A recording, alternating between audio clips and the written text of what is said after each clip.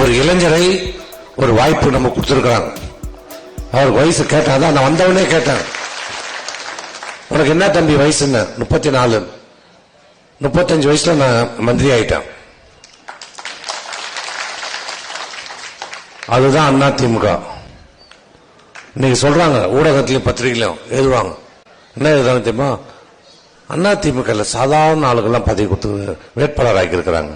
பலம் இல்லாத சாதாரண ஆட்களை வேட்பாளர் போட்டிருக்காங்க. டிவியில சாயந்தரம் டிவி திறந்தா இவங்க விவாதம் பண்றாங்க. இவங்க தான் என்னமோ நமக்கு வந்து பாடுபட்டு கட்சியை வளர்த்து தண்ணி ஊற்றி செடியை வளர்த்து நமக்கு பிரச்சாரம் பண்ணி ஜெயிக்க வைக்க போறாங்கன்னு வச்சுக்கோங்க. 4 பேர் அவன் பக்கத்து வீட்டுக்காரனே அவனை யாரும் தெரியாது.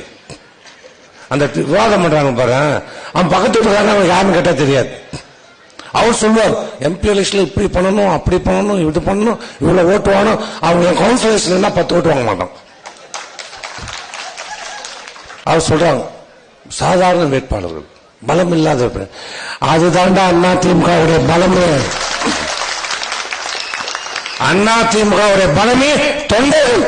சாதாரண தொண்டனை பதவிகளை கொடுத்து அழகு பார்க்கிற இயக்கம் இந்தியாவிலே உலகத்திலே ஒரே கட்சி அண்ணா திமுக மட்டும்தான்.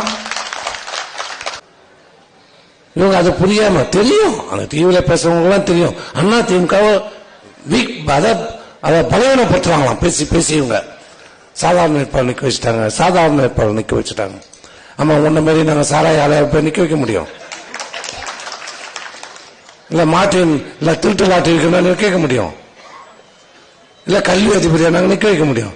எங்க கட்சி சாதாரண கட்சி, தொண்டர்கள் நிரம்பி இருக்கிற கட்சி. இது தொண்டர்களால் தொண்டர்களுடைய கோரிக்கை ஏற்று தொண்டர்களால் தொடங்கப்பட்ட இயக்கம் அனைத்து இந்திய அண்ணா திராவிட முன்னேற்ற கழகம்.